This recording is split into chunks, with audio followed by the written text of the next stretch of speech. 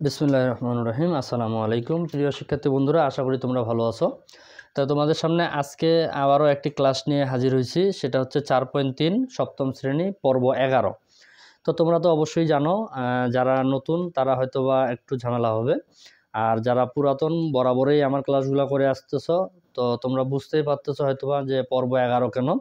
কারণ এর আগের যে ক্লাসটা গেছে সেটা হচ্ছে পর্ব 10, আজকের ক্লাসটা হচ্ছে পর্ব 11। তো এই পর্ব 11 নিয়ে আমি আজকে দুইটা অঙ্ক নিয়ে আলোচনা করব। এগুলো হচ্ছে সরল অঙ্ক। এই অঙ্কগুলো হচ্ছে সরল। সরল মানেই সোজা, আমরা জানি, তবে সোজার মধ্যে এই অঙ্কগুলো একটু বাঁকা।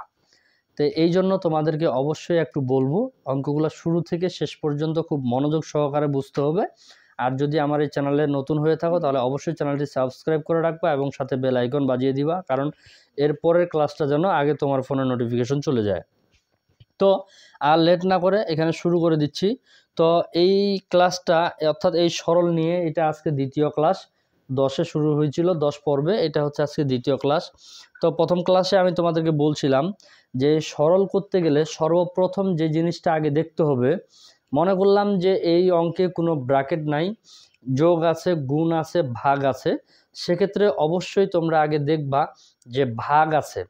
তাহলে তোমরা যোগ, বিয়োগ, গুণ, ভাগ এই 4টা অপশন যদি থাকে তাহলে তোমরা আগে কোনটা দিয়ে শুরু করবা? অবশ্যই তোমরা আগে ভাগের কাজ করবা, তারপরে গুণের কাজ করবা, দেন প্লাস মাইনাস তোমরা একই সাথে করতে পারবা। এখন এই অঙ্কে আমাদের বন্ধনী আসছে, প্রথম বন্ধনী আছে, দ্বিতীয় বন্ধনী আছে, তৃতীয় বন্ধনী আছে। বন্ধনীর ক্ষেত্রে কি করব? এখন প্রথম বন্ধনীর মধ্যে আগে একটু ভালো করে দেখে নিবা যে প্রথম বন্ধনীতে গুণ ভাগ কোনো কাজ আছে নাকি। যদি গুণ ভাগ থাকে তাহলে আগে সেটা করে নিবা, তারপরে প্লাস মাইনাসের কাজ করবা।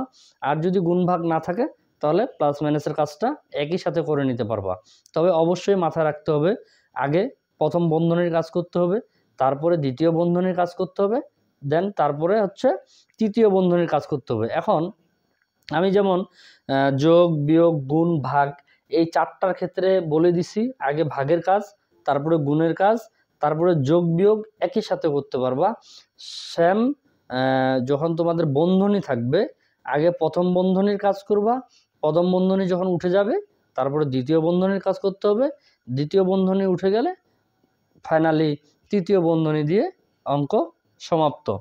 এখন এখানে আমি প্রথমেই বলছি আগে প্রথম বন্ধনীর কাজ করতে হবে।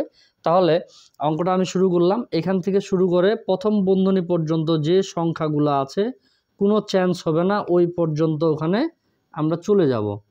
এদিকে আমাদের কোনো কাজ নাই, আশা করি বুঝতে পারতেছ। এখান থেকে শুরু করে 2 পর্যন্ত যা ছিল আমি সবই বসায় দিছি, কারণ আমি প্রথমেই একটা কথা বলছি যে আমি আগে প্রথম বন্ধনীর কাজ করব। যদি প্রথম বন্ধনীর কাজ করতে যাই তাহলে যেহেতু এইটার সাথে এটা গুণ অবস্থায় আছে, আমি এখানে একটা গুণ চিহ্ন দিয়ে দিতে পারি বা একটা ডট দিতে পারি।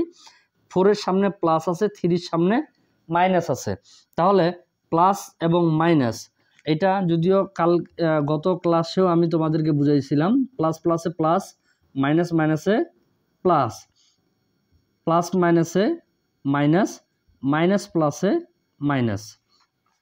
এই চার্ট অবশ্যই ভালো করে মুখস্থ রাখতে হবে।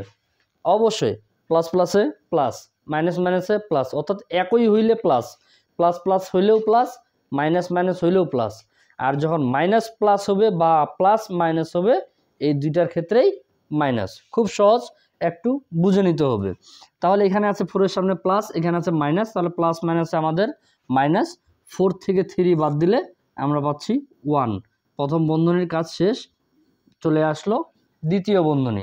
এখন একটু যদি ভালো করে দেখি যে আমাদের দ্বিতীয় বন্ধনীর আগে গুণের কাজ চলে আসছে একটা, দেখো একটা ডট দিয়ে গুণ দেওয়া আছে। সেক্ষেত্রে আমরা এখন কি করব? অবশ্যই আগে গুণের কাজটা কমপ্লিট করব। 2 আর 1 যদি গুণ করি তাহলে 2-এ থাকতেছে, দ্বিতীয় বন্ধনী আবারও বসায় দিব, তৃতীয় বন্ধনীও থেকে যাবে।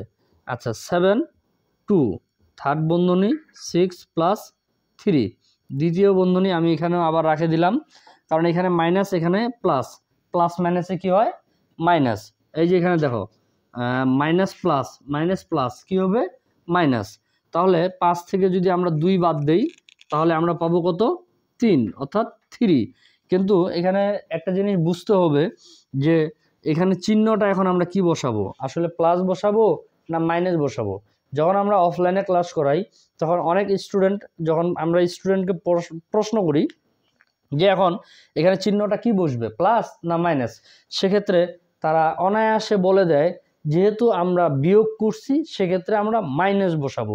আসলে অ্যান্সারটা কিন্তু এরকম হবে না, যদিও এখানে মাইনাস বসবে, বাট অ্যান্সারটা এরকম হবে না। অ্যান্সারটা হবে তোমাদের এটাই যে যে দুইটা সংখ্যা আমরা প্লাস মাইনাস করব ওই দুইটা সংখ্যার সামনে, অর্থাৎ ওই দুইটা সংখ্যার মধ্যে আগে আমাদের খুঁজে বের করতে হবে বড় সংখ্যা কোনটা।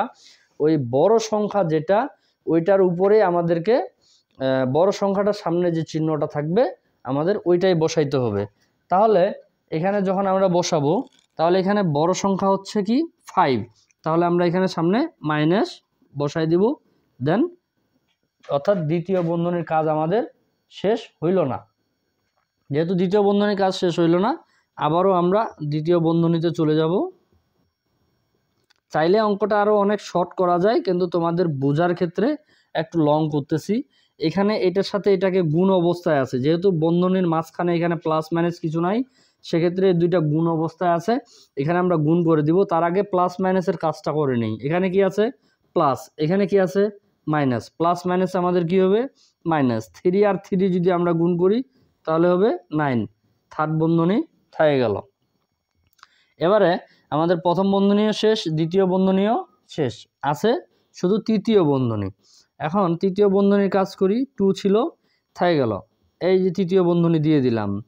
এখন এটাও মাইনাস এটাও মাইনাস, তাহলে মাইনাস মাইনাসে কি হবে, এই যে এখানে দেখে নাও মাইনাস মাইনাসে কি হবে প্লাস, মাইনাস মাইনাসে প্লাস। যদি মাইনাস মাইনাসে তোমাদের প্লাস হয় তাহলে 6 আর 9 যদি আমরা যোগ করি তাহলে আমরা পাচ্ছি 15।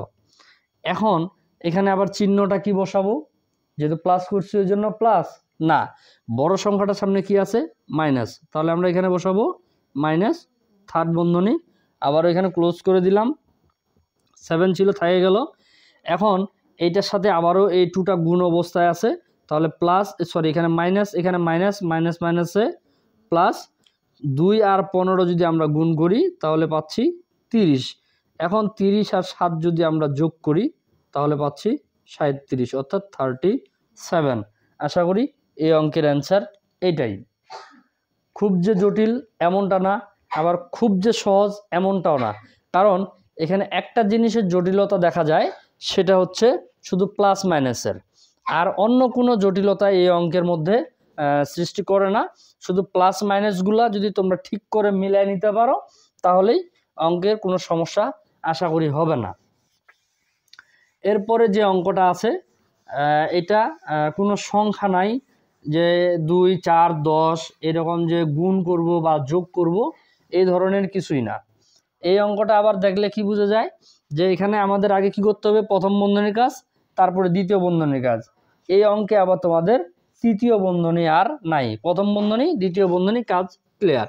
তাহলে আমরা সর্বপ্রথম প্রথম বন্ধনীতে যদি চলে যাই, এখন প্রথম বন্ধনী এখানে আমরা তো কারোর সাথে গুণও করতে পারবো না, ওয়াই আর বি আমরা যোগও করতে পারবো না, সেক্ষেত্রে দুইটাকে আমরা এখানে সুন্দর করে বসাই দিয়ে দিব, থেকে গেল। এখন এখানে আবার কি করব এক্স, এখন এখানে কি আছে মাইনাস, মাইনাস বসাইলাম, এ আছে বসাই দিলাম, মাইনাস প্লাসে মাইনাস ওয়াই ছিল বসাই দিলাম, মাইনাস মাইনাসে প্লাস বি ছিল বসাই দিলাম। এখন যদি তোমরা চাও এটাকে একটু সাজাই নিতে পারো, যদি তোমরা চাও একটু সাজাইতে পারো। আসলে আমি মনে করি না যে এটাকে সাজাইতে হবে, এই অঙ্কটা এইখানেই তোমরা অ্যান্সার ক্লোজ করে দিতে পারবা, খুব সহজ।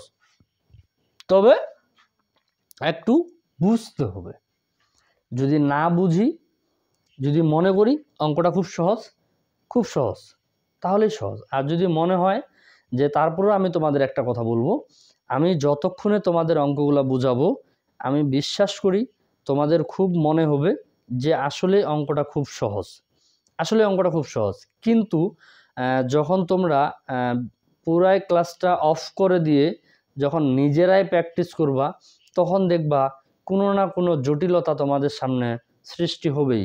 সেক্ষেত্রে তোমাকে বলবো ক্লাসটা একবার দেখে নেওয়ার পরে তোমরা খাতা কলম নিয়ে একেবারে বসে তারপরে লাইন বাই লাইন তোমরা বুঝে বুঝে বুঝে বুঝে যখন অঙ্কটা কমপ্লিট করবা, এটাই হবে তোমাদের প্রকৃতভাবে অঙ্কটা কমপ্লিট করা।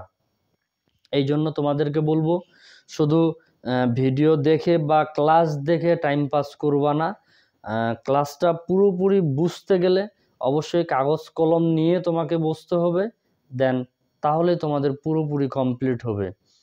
আবারও বলতেছি, যদি মনোযোগ সহকারে আমার প্রত্যেকটা ক্লাস তোমরা কমপ্লিট করতে পারো এবং মনোযোগ সহকারে বুঝো, আমার মনে হয় না আর কোথাও তোমার ছুটাছুটি করতে হবে। আরেকটা কথা, সেটা হচ্ছে ফ্রি ক্লাস দেখে কখনো অবহেলা করবা না, ভালো করে বুঝবা, দেখবা। ইনশাআল্লাহ যদি সুস্থ থাকি, কথা দিচ্ছি প্রতিদিনই একটা করে ক্লাস আমার আপলোড হবে এবং হয়তোবা অষ্টম শ্রেণীরও হইতে পারে, সপ্তম শ্রেণীরও হইতে পারে, নবম শ্রেণীরও হইতে পারে। কারণ আমি চেষ্টা করব, কারণ প্রতিদিন 2টা করে ক্লাস দেওয়াটা খুবই টাফ, যার কারণে একটা করে ক্লাস প্রতিদিনই দেওয়ার চেষ্টা করব ইনশাআল্লাহ। তো মনোযোগ সহকারে ক্লাসগুলো দেখবা। এই জন্য তোমাদেরকে বলছি, অবশ্যই চ্যানেলটি সাবস্ক্রাইব করে রাখবা। যখনই তোমার ফোনে নোটিফিকেশন চলে যাবে, এই নোটিফিকেশনটা দেখলেই বুঝতে পারবা যে আসলে আজকের ক্লাসটা কোন শ্রেণীর আসছে এবং কোন পর্বের আসছে, তোমরা সেখানেই দেখে নিতে পারবা। যদি তোমার সপ্তম শ্রেণীর হয় তাহলে বলবো অবশ্যই ক্লাসটা শুরু থেকে শেষ পর্যন্ত তোমরা দেখে নিবা। ভালো থাকবা, আমার জন্য দোয়া করবা। আজকের ক্লাসটা এখান থেকে শেষ করতেছি। আসসালামু আলাইকুম ওয়া রাহমাতুল্লাহি ওয়া বারাকাতুহু।